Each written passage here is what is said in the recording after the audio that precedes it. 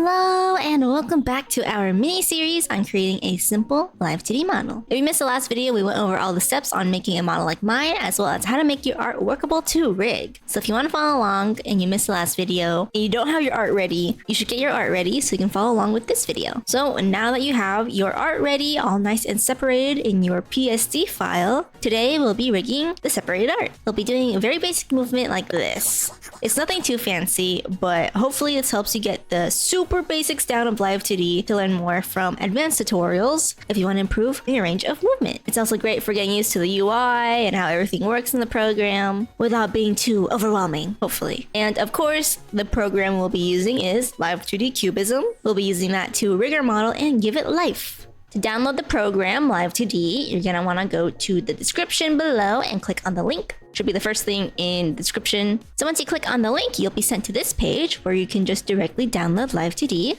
You can pick whether you have Windows or Mac. Make sure you consent to the software license agreement and privacy policy.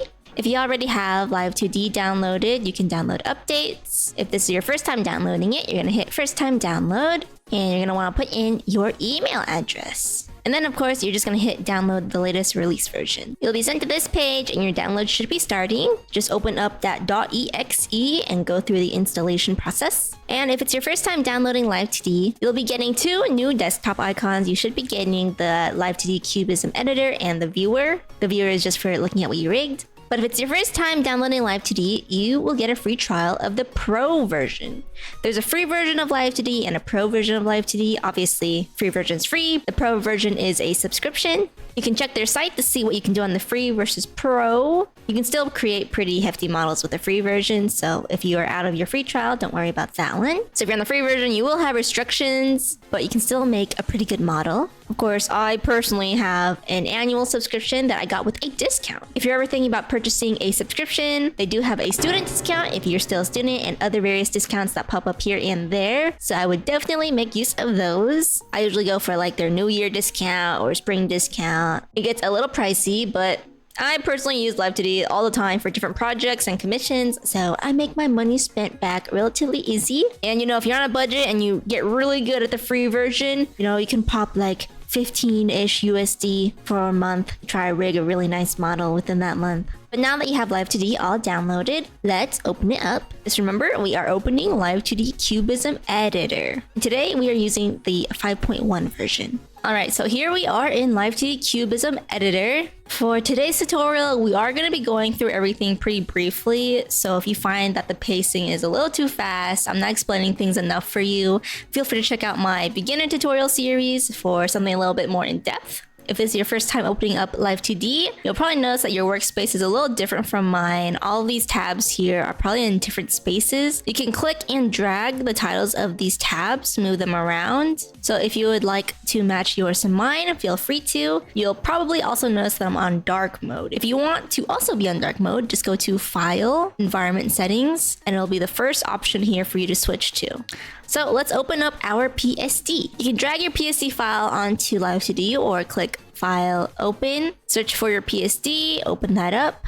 First thing that's going to pop up is this resolution question. This is how it's going to display your model as you're rigging it. I usually do full scale. If you're on a PC that isn't too well equipped for live2d, you can do a lower preview, and then it's going to open up your model and fill out some of these tabs here. So in our part section here, it's set up just exactly the way our PSD is with folders and everything. Our parameters tab here is what we're going to rig onto. So these are like our keyframes. They're called keyforms, and this is how we're going to animate our character to move. Our deformers here are set up alike our part section here with all of our layers in the correct order, but there's no folders. This is going to be where we do all of our warping for how we move certain parts. Think of them as warp folders when we start adding warps in. It'll make more sense later. First things first, I always like to organize my parameters. If you're using live2d, especially for anything hefty like a model or anything with a lot of layers and a lot of moving parts, you're going to want to be organized. So you can create a folder with this folder button here. Double click on the name to rename it. I'm going to name this angles, and then you can start clicking on these parameters and dragging them into these folders. However, for today's tutorial, we are not going to be using a majority of these. So I'm going to quickly organize them into what we will actually be using.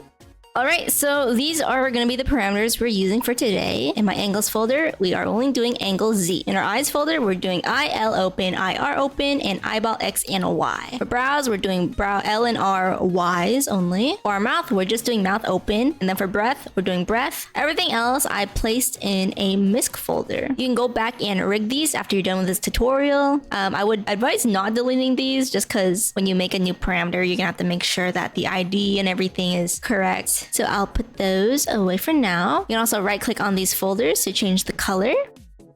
Just make everything a little bit more organized and easier for our eyes. Now, after setting up those parameters, I usually like to save my file, just so I don't lose all of that progress. You can hit Control S or go to File, Save As, and figure out a place to save your .cmo3. So your .cmo3 is gonna be your workable, riggable live2d file. I will periodically be telling you to save. But if you ever work on your model completely and then suddenly live2d crashes or something, there is an auto backup save folder. If you go to Help, open Auto Backup folder, that will show you just the auto saves that live2d does occasionally while you're rigging. If you've been rigging for a while and you suddenly lost all your progress, you should be able to salvage some of it in the auto backup folder. Now that we have our parameters all nice and organized, we're going to organize our deformers list here. So whenever you're selecting anything in live2d, you should know that there are a couple things you can use to make the process a little easier. Obviously, you can click on each of these individually and it will select only one. If you hold down Shift, select one, and then select another on the other end, it'll select everything in between that. And if you hold down Control, you can select multiple, but just individually like this. So I'm actually gonna delete my background layer first, just because we don't need that. And I am going to hold down Shift and select my back hair, which is my very last layer, and then select all the way up to my first top layer, which are my hidden toggles, to select everything. And then we're gonna go to this warp deformer button here to create a warp deformer. And I'm gonna name this entire body. You can name these warps whatever you want. For organizational things, I usually like to put brackets around the name just so I know that this is for a group of layers rather than a warp used to actually put keyforms on. Of course, you can organize these however you want. I'm gonna create that, and that's gonna create this warp deformer around our art here. So seeing that this warp is selected, you see this entire warp around it. If you click on the middle here, you'll get this moving cursor, and if you move that around, you can see what layers you have selected. And since we're moving the entire model, we definitely have all the layers under this. So like I said, think of these warps as folders. If you close this, you'll see that everything here is in this warp folder, the entire body. So then we just start breaking down the model into parts that we want moving as a unit. For example, I'm gonna grab everything that is on the head here, and I'm gonna call this head. And now when I drag this around, I have my head. But wait, I don't have my back hair. You can simply just click on your back hair here, click and drag it into the head folder, and now it's going to be in the head folder. So since we're not doing too complex of a rig, I am going to break these down into basically the parameters we'll be using today. So let me do that for a second and I'll show you guys.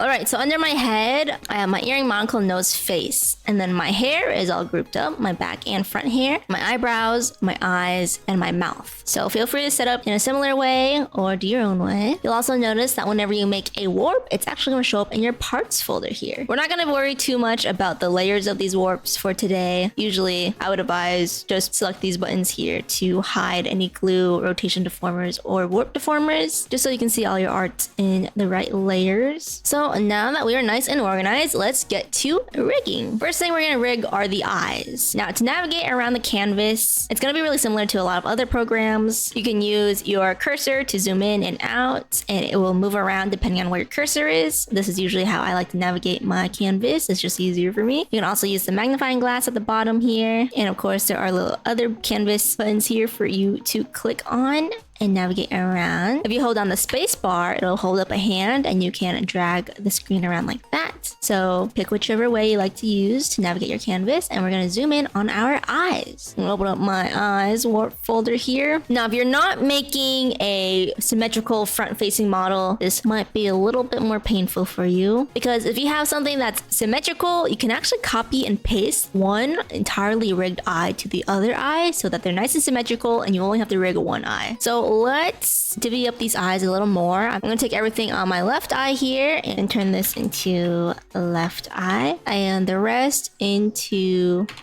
right eye. Now you'll probably notice that I have a lot more layers on my right eye and none of them are named. That's because, as I previously said, we're just gonna copy and paste the left eye onto the right eye. So we're just gonna ignore all of that for now. So now that we're honing in on this eye, we need to remove anything that's covering it. So I have this monocle and all this hair covering it. We're just gonna hide those layers on the part section here. So now that we're focused on just this eye, and we're gonna focus on the eye parameters here. So first things first, we're gonna need to mesh everything. You'll notice as we click on these, there is a red box around everything. That's the bounding box. The bounding box kind of just encompasses the entire object that we have selected. You can click on this X here to hide it, or if you go to File, Keyboard Shortcuts, you can find hide the bounding box and put a keyboard shortcut to that. That is usually what I do. But now that that bounding box is gone, you can see that we have 4 points on this eye. These gray lines and white dots. This is the mesh of our object. By default, whenever you put a PSD into live2d, it's going to automatically put just a square around everything for the mesh. And mesh is important. If you use mesh in other programs, you'll understand how it works. But it's basically very important to how the art is going to move. You can manually mesh it and you can auto mesh. So if we click on auto mesh, we have a couple presets here. You can do a custom one down here. And if I hit standard, it's going to change that box into all of these little white dots with the gray lines. Now, a lot of the time, most of the time, you can just auto mesh something and it'll be fine. Anything that you need a lot more control over, I would recommend manually meshing it. Once you get more comfortable with how the meshes work and move, you'll understand how you want your meshes to look. For the eyelids especially that we're doing right now, they are going to move a lot. So we're actually going to manually mesh this. So let's go up into the manual mesh edit, and that's going to solo onto our object here, and we're going to get new tools in our tool details. So first things first, we're going to want to delete all of the mesh we just made. If you click on the eraser button here, it's going to show up the eraser. Any of the tools that has a radius, like this eraser, I don't know if you can see that it has a circle around it. You can hold down B and click and drag to change the radius of the eraser or whatever tool you're using. Use up and down, left and right, and then we're just going to click and drag to delete all those mesh points. Now we're going to grab this tool here, the stroke mesh mapping. It's going to give us this little pen, and we're going to draw a line down the center of our eyelid / eyelash, and it's going to form this little mesh line here. Of course, we're going to need to edit it. First thing I usually change is the number of vertices and mesh width. Most of the time, you're going to want to set this to 3 and then play around with the width and density. Make sure it encompasses the entire art. For example, you'll see that this piece of skin here is outside of these lines. It's not going to show up once we're out of the manual mesh editor. So you can move these green points around to shift how the mesh is going to warp around the art here, and just make sure you're encompassing everything. For density, depending on how complex your art is, you're going to want a lot or a little bit. Depends on how complex your art is, how you want it to move, etc, etc. But once we start rigging and you'll see that there's issues, you can always go back and remesh it. So I'm pretty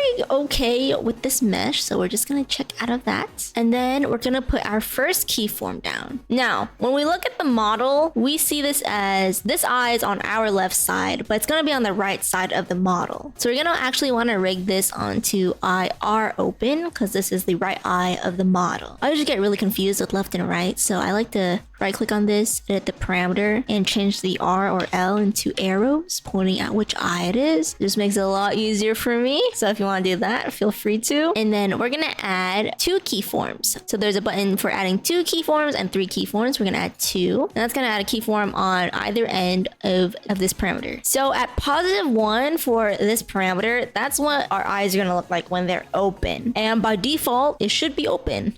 If you drew it open, hopefully. So moving this red circle down, you can click and drag it, or just right click on the green circle here to snap onto it. This is our eye open at 0. So this is when our eyes are going to be closed. So there are several tools in live2d you can use to warp the art. The first one we're going to use is path deformers. So if you go up here to this little button here with a line and like a circle right there, this is the path deformer tool. If you click on your art with the path deformer tool, it's going to gonna make circles. If you add more, it's gonna make a line between these circles. And then you can move these circles around if you click on them. Usually I would recommend having these circles follow along the path of the middle of your mesh here, or like your lash line. Usually I would have my lashes here separated from my top lid, but we just combined it today to make it a little easier. One thing I notice about beginners when they first learn about path deformers is that they add way too many of these dots. Always start with a few and then add more for more detail. Now we're gonna switch back to our pointer tool here, hide the bounding box, and now you can move these circles around and that will move the art. So if you had like a ton of these dots, you'd be moving a lot of them,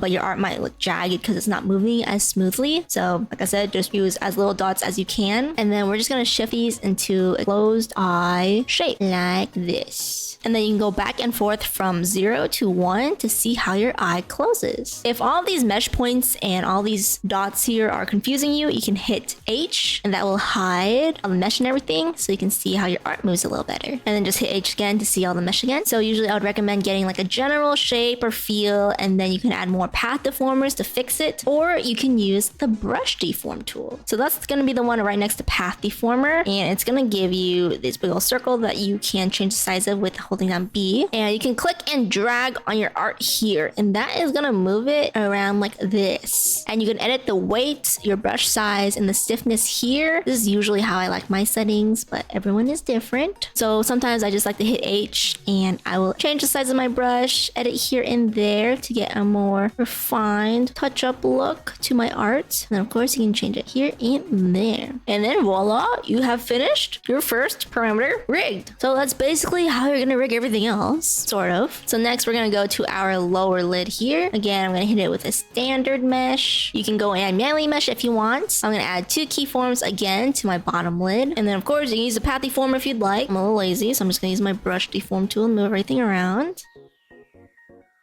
And then voila, you have a closing eye. Just ignore all the stuff behind it. But we're gonna have to dress it now. So let's go to our whites and our iris. First things first, you're gonna wanna clip your iris onto your eye whites. You'll notice that when you put your PSD into live2d, anything you had clipped is gonna be unclipped, okay? Because clipping works a little differently in live2d. So you're gonna wanna take the clipping ID of your eye whites. So select your eye whites and go to ID here on the inspector. You can hit Control C to copy that, and then go to your iris and then find the clipping ID, and you're going to Control V to paste the clipping ID of the eye whites, and then just hit enter, and that's going to clip your iris onto your eye whites. So we're going to put a standard auto mesh on our eye whites, add keyforms, close the eye, and then I'm just going to warp the eye whites to hide behind our lids here. And now we have a closing eye that looks not as weird. If you want a more advanced tutorial on how to do more expressive eyes, I do have a couple tutorials about that if you'd like to check it out. But next we're gonna do eyeball XY. So going to our iris, you can just hit a standard preset. So going to our iris here, you can just auto mesh it again. And for this one, we're gonna add 3 keyforms to eyeball X. Now for the iris, for eyeball XY, we're gonna delve a little bit into a different type of parameter. If you right click on eyeball X and hit edit, we're gonna check blend shape. And that's gonna turn this normal parameter into a blend shape parameter. And that's gonna put a little box around our gray dot here to show that it is a blend shape. We're gonna do the same thing to eyeball Y here, and then selecting eyeball X, we're gonna add 3 keyforms this time. So for our eyeball X, at 0, that's our neutral stance of where our eyes are gonna look.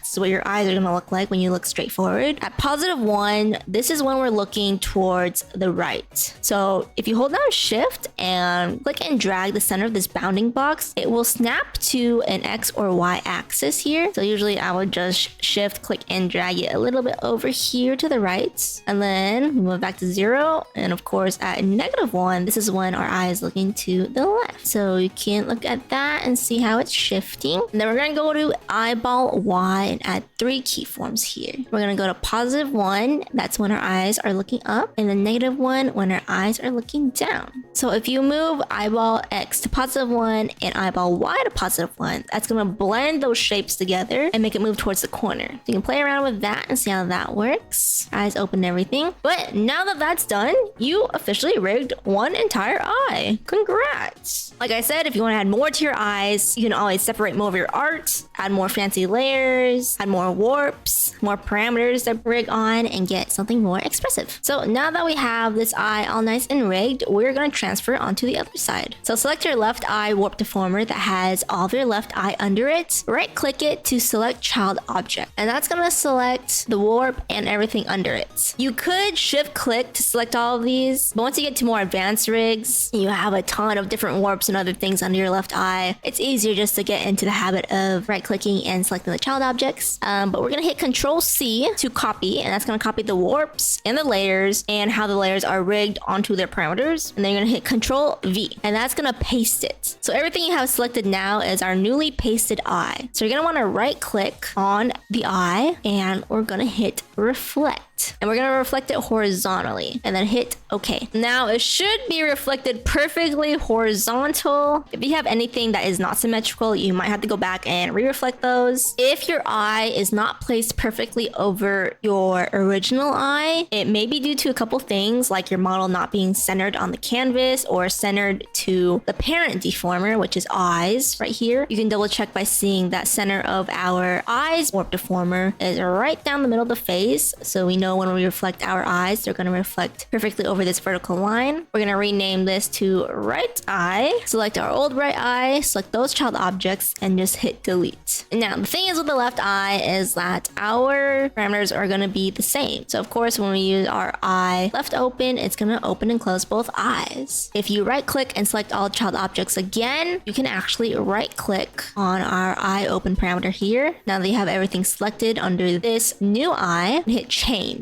And that's going to change where these keyforms are. So we're going to want to transfer these keyforms to eye right open. And now they're on different keyforms. While we still have everything selected, we're also going to want to reflect our eyeball X. With blend shapes, they don't always reflect them horizontally. So we get a little cross-eyed when we want to look around. Just right click on eyeball X and hit reflect. And that's going to switch everything from +1 to -1 and vice versa. So now we get them moving the right way. So now we have both of our eyes done. Let's close up our eyes parameter and our warp deformer now that we're done. Next, we're going to move on to brows. So I have my right brow selected here. I'm not going to put them in separate warp deformers because it's just one layer. But I'm going to go and auto mesh this one and stick a path deformer on it. Now for our brows parameter, I'm going to rename these to be the same way as the eyes I just did. And then we're going to add 3 keyforms again. At +1, this is when our eyebrows are going up.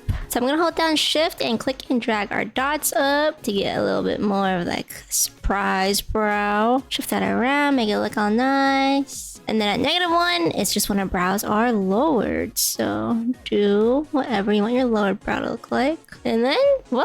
Just do some touches with the brush deformer tool to make it look a little less worried and more just a little eyebrow raise. Of course, your brows and eyes and everything are going to look different depending on your art style. But now we have our brow all rigged in. Now we're just going to do the same thing we did for the eyes. We're going to take this brow layer here since it's only one layer. That's all we're selecting. I hit Control C, Control V, right click, reflect horizontally, hit OK, double check that. And delete our old brow here. And then we're going to right click on the brow right Y parameter and change that into the brow left parameter so that they move separately. And I'm just going to quickly rename that one to the right direction. And there you go. We have our brows all nice and done. Next, we are going to rig the mouth. Now, the mouth is usually one of the harder things to rig, but today we're going to make it really simple. Usually you have a bunch of mouth forms for different vowels and whatnot, but we're just going to do a simple open and close. And for the mouth, there's not really an easy way to make it symmetrical like we can with the eyes and brows. There are a couple ways you can try to make it as symmetrical as you can, but they're a little too complex at the moment. So what we're going to do is turn on the grid right here here, right next to the solo button. Now, hopefully, if your model is centered on your canvas, your grid here will be nice and centered on your mouth, so you can follow that grid while you're rigging the mouth. So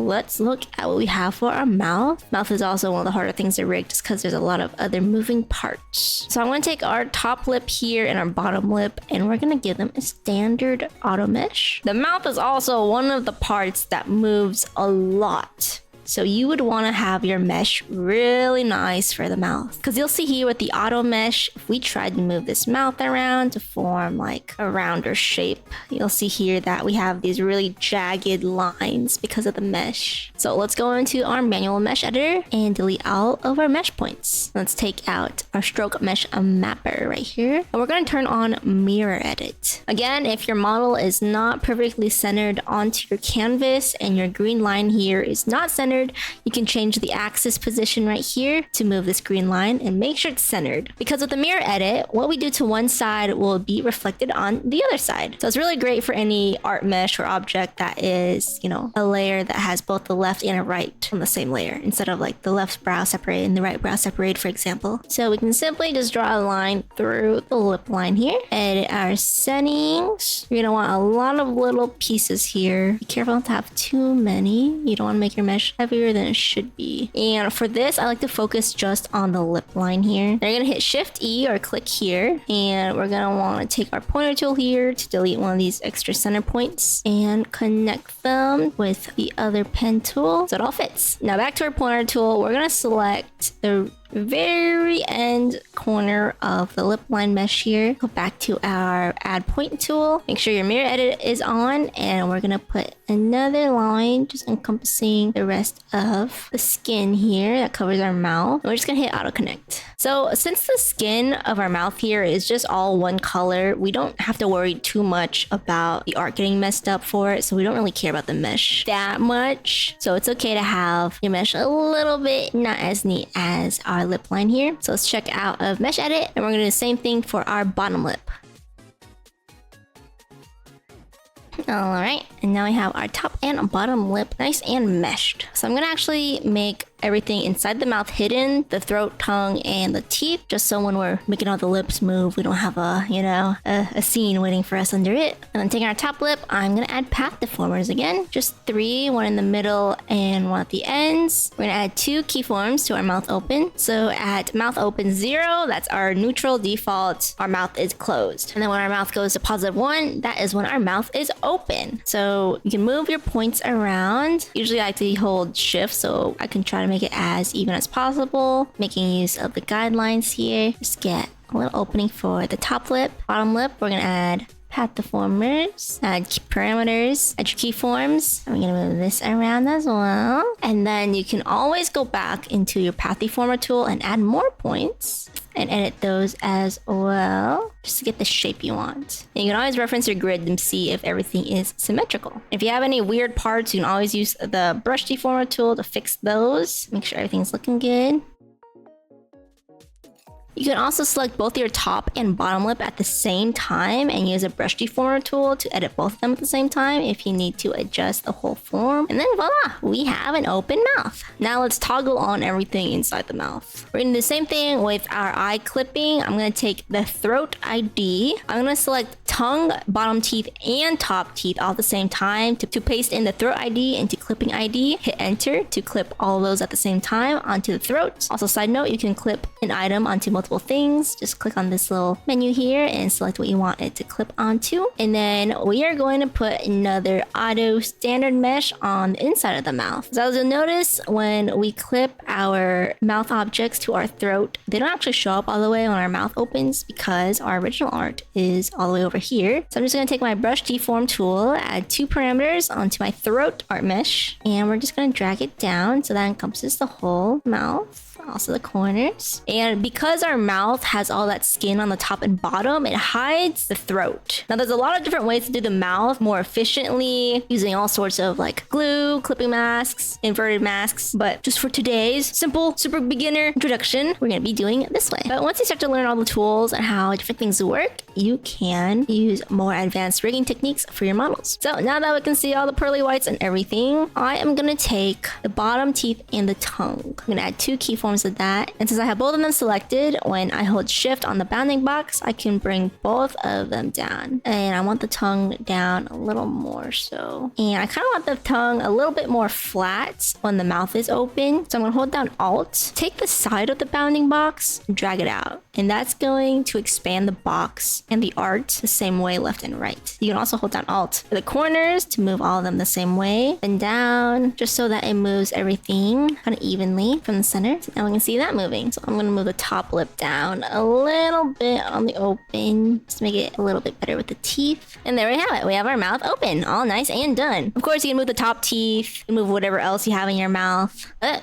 that is basically it for mouth open. So I'm gonna put back on our monocle and our hair. And now we can test everything out to see. The mouth moves, the brows move, the eyes move, the eyes blink, and we got the face working. All right, we're almost done. The last 2 things we're gonna do is, of course, our angle Z here and our breath. And this is gonna make our model a little less static because right now, like, the face works, but that's it. So when you're using it, your body's not really moving, so it's gonna be a little awkward. But we're gonna fix that right now. So for angle Z, that is when your head is tilting from the left and right. So we're gonna select our head warp deformer here, and we're gonna add a rotation deformer. And we're gonna name this angle Z. Now, it's gonna place the deformer right in the middle of your warp deformer, and if your head deformer, like mine, is not centered on the model, your angle Z is also not gonna be centered. It's not centered because my little ponytail here sticks out a little more than anything on the other side, so our center here is shifted more towards the left because of our ponytail. But let's go to our angles Z deformer. If you hold down Control and click and drag on a deformer,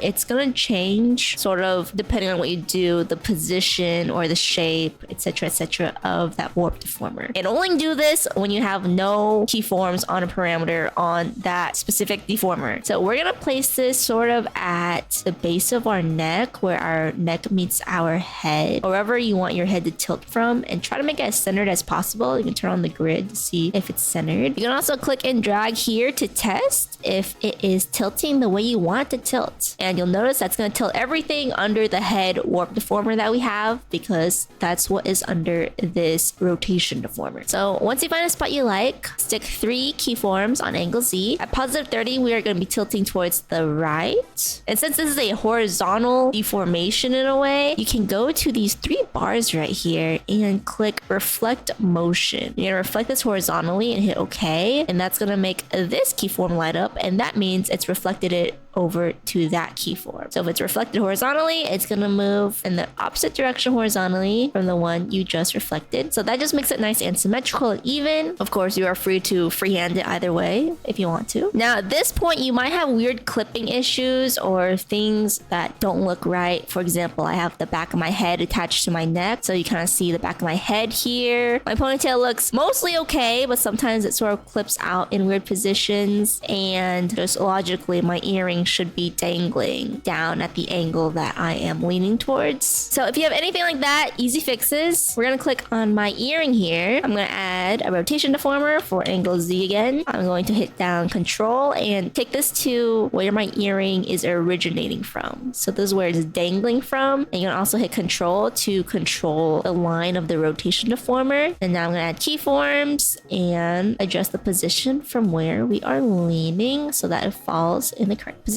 Same thing for the ponytail. I'm going to select this entire ponytail right here, add another rotation deformer, and turn this into angle Z. You can use a normal warp deformer if you want. You don't always have to use a rotation deformer for angle Z. I'm just gonna rotate a little bit. You can also move around the rotation deformer. For example, I have a little gap here, so I can like shift this over a little bit or adjust the back hair. And there we go. Now let's tackle our neck issue here. We're gonna go to my clothing back layer, which is where my neck is attached. Usually I would not have the neck attached to the body, but I had to simplify this for you guys. But we're just gonna put an auto mesh on this. We're gonna probably do heavy. And now for my neck mesh here, we have the sharp corner here, and our mesh is not that detailed around these lines. So we're gonna go into our manual mesh editor, and we're just gonna erase erase the neck mesh. We're gonna take our stroke pen here, hit mirror edit, make sure it's centered, and I'm gonna draw a new line just for the line of the neck. Edit that around, and then touch up the tops, and then make sure we are connected here to the base. And I'm just gonna stick a couple dots here, and auto connect that. I advise you to make your mesh a little prettier, but you can make do. Now I'm gonna take my brush deform tool, and we're going to push our neckline here to make it look a little bit more normal. Now make sure you're looking at it in between frames here. If for some reason your transition from one keyform to another does not look the way you want it to, you can always add another keyframe here. If you just click on the position you want to, you can add a keyframe that way, or if you want it to be more specific, you can click on this keyframe button here and put one directly in the middle there that can snap onto. I did not make my mesh detailed enough here because I need another point here to fix this specific corner. So we're just gonna edit that real quick. Now that that's done, we can more precisely edit this, make it a little bit smoother, and there we go. Now since our mesh is symmetrical, we can actually add the same keyforms on the opposite side, and we can hit this menu here, hit reflect motion, reflect it horizontally over the center of the canvas. If your model is not centered to your canvas, use something that is centered to the specific layer, the specific object that you are reflecting. And I'm gonna reflect that one, and I'm gonna reflect the transition point here, and now it's gonna be the same on the other side. Yay! Now with angle Z done, we're gonna add breathing. So breath is gonna be a continuous parameter in that it doesn't track you breathing in real life, obviously. It's just gonna be breathing in and out at a constant rate. It'll make more sense when I show you the physics menu, but we're gonna take our head warp deformer here, and I'm actually gonna add two keyforms of breath here. I'm gonna go to +1, and I'm gonna bring the head down a little bit, just a tiny bit, it's a little subtle. So this adds a little bit of idle movement, just add a little bit more life to your character. Now, of course, you're gonna want your chest to breathe or whatever else you want to be moving idly. I'm going to add a warp deformer to our clothing back, which is our entire body. I'm going to name this breath after our parameter, and I'm actually going to hold down Control-Alt to take the bounding box, and I'm going to edit this warp to be specifically around the chest. I'm going to hold down Shift and Control to shift the box down more towards the chest. I'm gonna add two keyforms of breath. And at one, I'm gonna take these green lines here, hold down Shift, and bring them out a little bit from the top, bottom, left, and right. And now this is how our breath is gonna look. Also, I just realized my mesh is broken here. Let me just quickly fix that. So to preview our breathing, we're gonna go to modeling physics settings, and that's gonna open up the physics settings. Now we haven't done any physics in this tutorial, but it'll show a little example of how your breath is gonna look. Now I feel like my head bobbing is a little too much, so I'm actually gonna go back to my head warp here, go to my +1 where I rigged in that breath, and bring it up a tad bit. Go back to modeling physics settings. Now it's a lot more subtle. Of course, you're gonna make it as crazy or as subtle as you want, or just have no breathing at all. But it adds a little bit more life to your character. And now that we're here in the physics menu, you can actually click and drag on your model. It'll move the eyes. If you go to preview settings of the cursor tracking, find your angle Z and set that to a button you want. Usually I'd use left mouse button X, and that's gonna affect angle Z when I use my left mouse button on the X axis. So if I click and drag on the X axis, it's gonna use my angle Z. If I go up and down, it won't work because we didn't do on the Y axis. So now you can see it move. And if you hit the play button here under this playlist bar, you can pick a pattern you want, one of the presets, and just hit play, and that's gonna move your model. You can change through the different patterns to see how your model works.